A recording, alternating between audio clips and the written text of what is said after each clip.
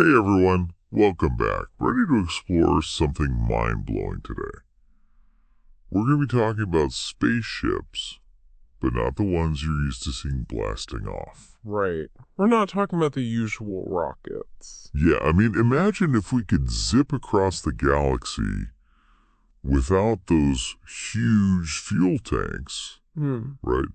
Like reaching distant stars, but not in a time frame that would take, multiple lifetimes. Yeah, that's definitely a completely different concept from our current rocket technology, which, as we all know, relies on the basic principle of, throwing something out the back to go forward.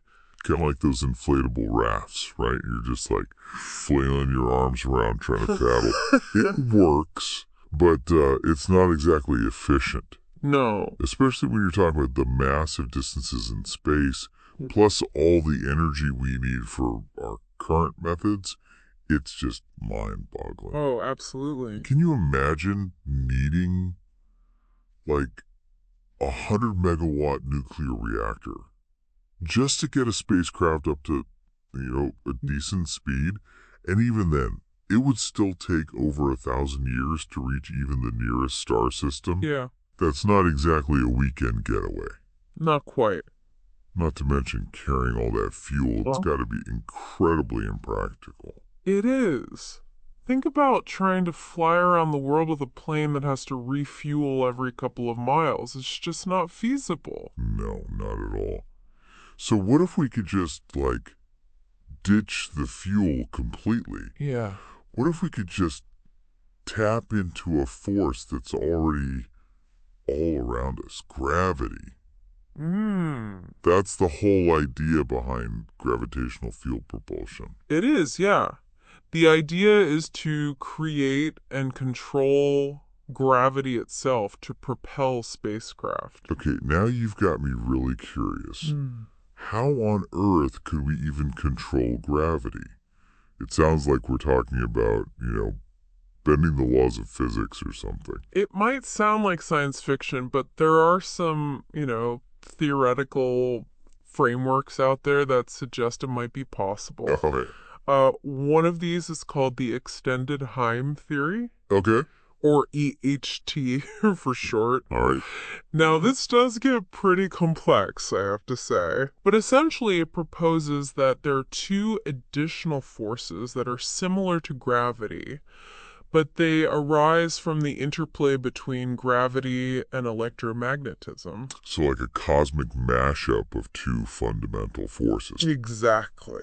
So what's really fascinating is that these new forces, you could potentially use them to create both attractive and repulsive gravitational effects. You could, yeah. It's almost like having, like a push and pull system, but on a cosmic scale. Exactly. So with repulsive gravity, you could, push a spacecraft away from a massive object, and with attractive gravity, you can pull it towards the target location. So you wouldn't need these big clunky engines or massive fuel tanks. No, exactly. It's like having a built-in cosmic navigation system. It is. But it uses the very fabric of space-time as its engine.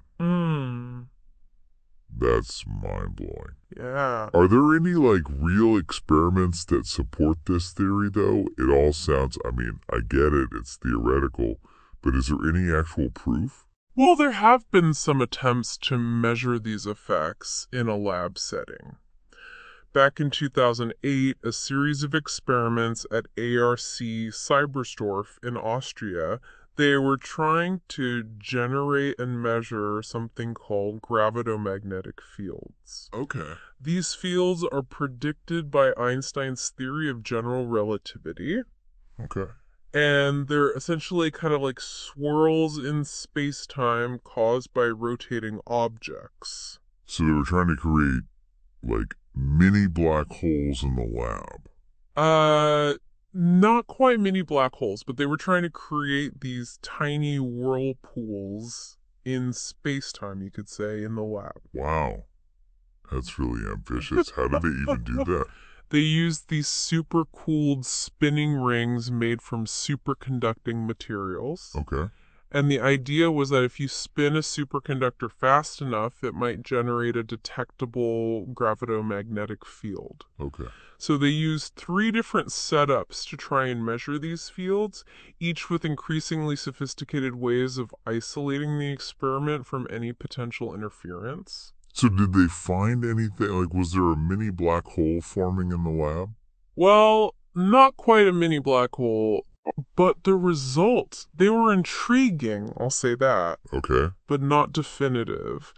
They did see some signals that seemed to correlate with the spinning superconductors, but there were also inconsistencies and uncertainties in the data.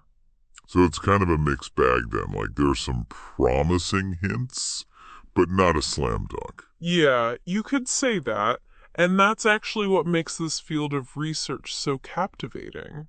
The inconsistencies in these experiments fueled the debate surrounding the existence of these gravitomagnetic fields.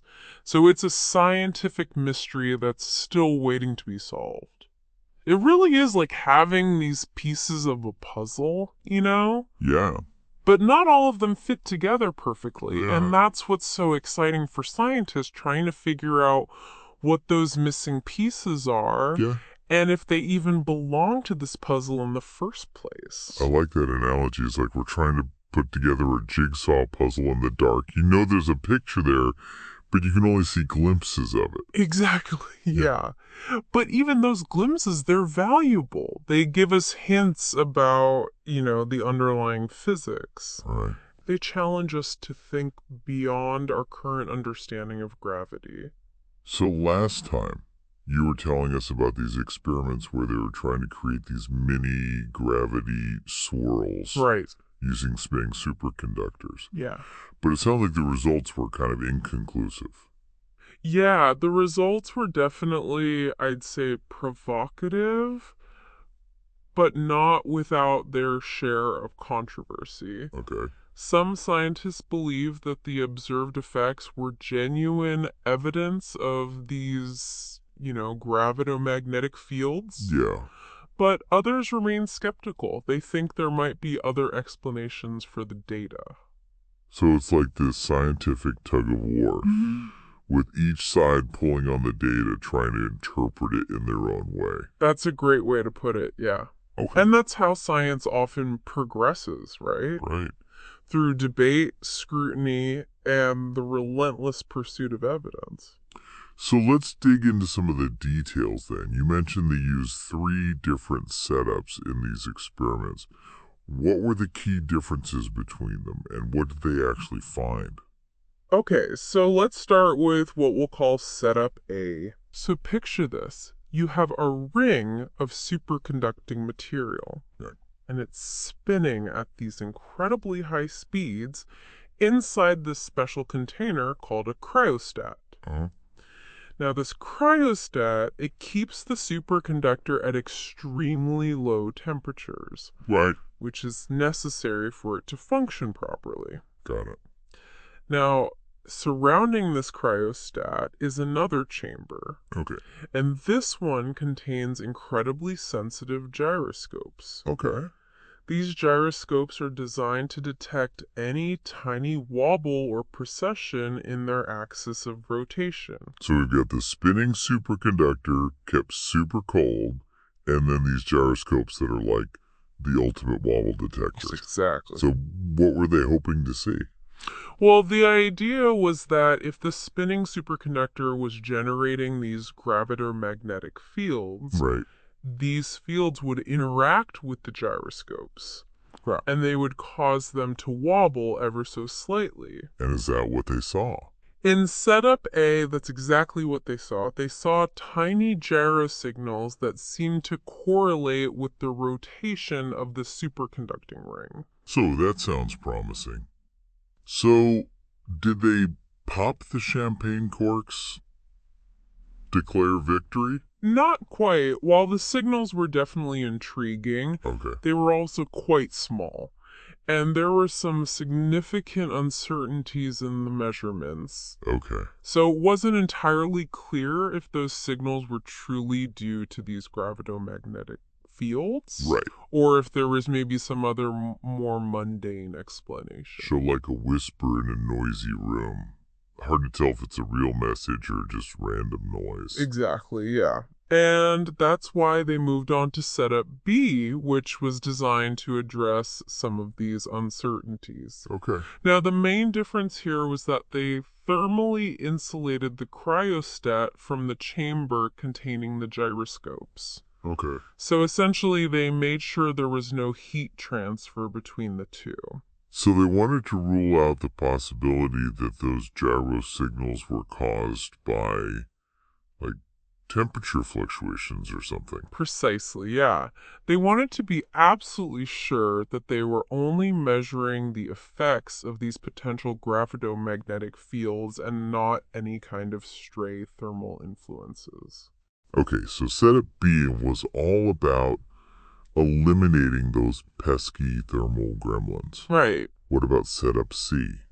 Okay, so setup C took the insulation even further. Okay. They added this extra layer of what's called multilayer insulation, or MLI. Think of it like wrapping the experiment in this super insulating thermal blanket. Okay.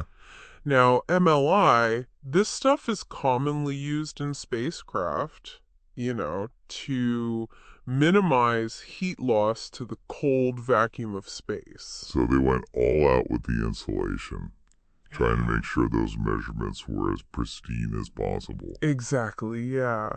But here's where things get really interesting. When they ran the experiments with setups B and C, the gyro signals they observed, they were much smaller than those seen in setup A. Wait, so isolating the gyroscopes from potential thermal influences actually reduced the strength of the signals? They did, yeah. That seems counterintuitive. It does, doesn't it? Yeah. And that's what makes these results so puzzling. Yeah. If those initial signals in setup A were genuinely due to gravitomagnetic fields, Right. you would expect the signals to either remain consistent or even get stronger, with better insulation. Right. But that's not what they found. So it's like the more they tried to eliminate interference, the fainter the signal became. Yeah, pretty much. Okay, so that kind of throws a wrench into the works a little bit. It does. It raises some fundamental questions about the validity of those initial results from setup A. Right. Were those signals truly evidence of gravitomagnetic fields? Yeah. Or were they maybe artifacts of some other unknown influence? So even with all that careful insulation, they couldn't definitively prove that they were generating and detecting those gravitomagnetic fields. They couldn't know. The mystery deepens. It does. And that's the beauty of scientific exploration, right? Right, It's yeah. this journey of discovery filled with unexpected twists and turns. Yeah. And sometimes the most important findings are the ones that leave us with more questions than answers. So are there any other intriguing details from those experiments that might help shed some light on this puzzle? Well, as a matter of fact, there is one in setup C. They noticed something peculiar. The gyro signals seem to be strongest when the liquid helium within the cryostat was also rotating along with the superconducting ring. Hold on, the liquid helium. What does that have to do with anything? I thought it was just there to keep things cold. That was the assumption, yeah. Okay. But this observation suggests that the rotating helium itself might somehow be playing a role in generating those gravitomagnetic fields. Whoa, that's unexpected. So it's not just the superconducting ring, it's the swirling helium that might be contributing to the effect. It seems that way, yeah. That opens up a whole new can of worms. It really does, and it leads to some, I think, pretty fascinating possibilities. Yeah. What if the key to generating these gravitomagnetic fields lies not just in, exotic materials like superconductors, Right. but in the motion of ordinary matter itself?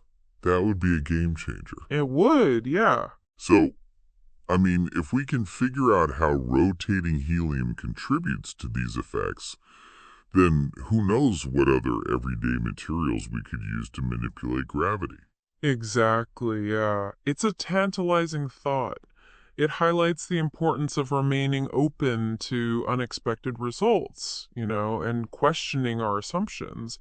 Even seemingly mundane substances like helium could hold profound secrets about the nature of gravity. It's a good reminder that scientific breakthroughs often come from the most unexpected places. Sometimes the key to unlocking the secrets of the universe might be hidden in plain sight. Okay, so we've talked about this, like, really wild theory, and we've talked about some pretty intense experiments, but let's get down to the real nitty-gritty. Mm-hmm. Is gravitational field propulsion, like, actually possible? Or is this just a fun thought experiment for scientists? Well, that's the million-dollar question, isn't it? Yeah. And I have to be honest, the answer is we just don't know yet. Okay. There's still a lot more research that needs to be done, a lot more ground to cover before we can definitively say whether or not this technology is truly feasible. But the potential payoff, it just seems so enormous. Like, imagine, a future where we can travel to other stars without, like, the constraints of traditional rocketry. Right. It would be revolutionary. It would completely change our understanding of the universe. Oh, absolutely. I mean, the possibilities, they're just awe-inspiring, really. Yeah. But I think we also need to be realistic about the challenges that lie ahead. Okay. I mean, for one, the extended time theory itself, while it's definitely intriguing, it still needs more experimental verification. Right. Those ARC Cybersdorf experiments were, a good starting point, Yeah. but they left us with more questions than answers. They did. So we need more research with even greater precision and control to either confirm or refute the existence of these new forces. So more of those mind-bending lab experiments. What else would we need to figure out? Well, even if we could conclusively prove the theory, without a shadow of a doubt, Right. we'd then face the monumental task of actually building a working propulsion system. Yeah. And that would require overcoming some pretty significant engineering hurdles. Okay, can you give me for instance, what kind of materials are we talking about here? Sure, the theory suggests that superconductors, they play a crucial role in generating these fields. Okay. But most superconductors, as they are right now, only work at extremely low temperatures, which, I mean, let's face it, that's a major logistical challenge for any kind of, practical propulsion system. Yeah. Imagine trying to keep a spaceship's engine chilled to near absolute zero while it's flying through space. Yeah, doesn't sound very practical. No. So, would we need to, invent entirely new types of superconductors? Ones that work at higher temperatures? Possibly, yeah. Yeah. We'd need superconductors that could work at much higher temperatures, ideally room temperature. Right. Or maybe we need to discover entirely new materials with similar properties. It's a challenge for material scientists, that's for sure. So materials are a big hurdle. What about energy requirements? I mean, wouldn't generating these powerful gravitomagnetic fields require a ton of energy? You're absolutely right. The energy demands would be enormous. Yeah. Far exceeding anything that we can currently generate with, our conventional power sources. Right. We might need to develop entirely new energy generation technologies. Wow. Perhaps tapping into sources that we haven't even discovered yet. So we're talking about a whole new level of energy production. We are, yeah. It's starting to feel like we're piling challenge upon challenge here. Well, are there any other major obstacles that we need to overcome? Well, even if we could solve the materials and energy problems, Right. there's still the question of control. Oh, okay. How do you precisely manipulate these gravito-magnetic fields to, actually steer a spacecraft? Right. How do you create stable, localized distortions in space-time without creating like unintended consequences? Right, right. These are questions that would require, I think, a very deep understanding of the underlying physics. Yeah. And also some really advanced engineering. So it sounds like building a gravitomagnetic drive would be like trying to build a skyscraper with toothpicks and glue. Pretty much, yeah. It's a monumental challenge, to say the least. But let's just say for fun that we do somehow manage to overcome all these obstacles. Okay.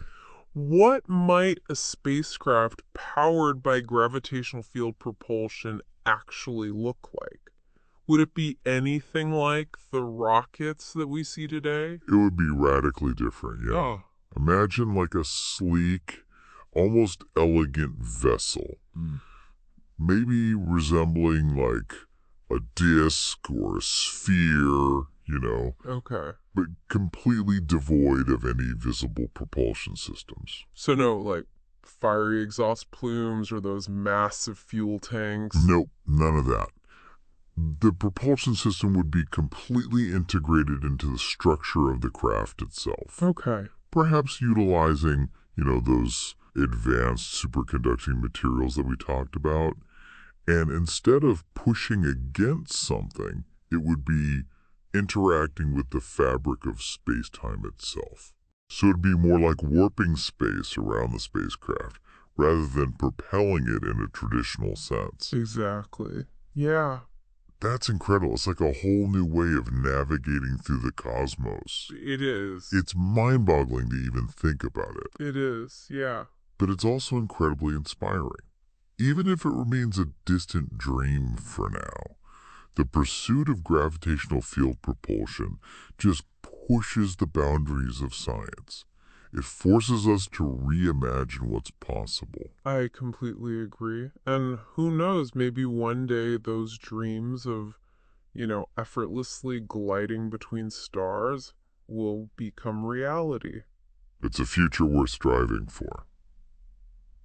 Well, after this incredible journey into the world of gravitational field propulsion, I think we all need a little musical inspiration. For anyone feeling the need for speed, I highly recommend checking out Warp City by Ministry. It's a real sonic trip that captures the raw energy and excitement of a high-velocity future. A future that just might be within our grasp, thanks to, gravitational field propulsion. Until next time, keep looking up and keep dreaming big.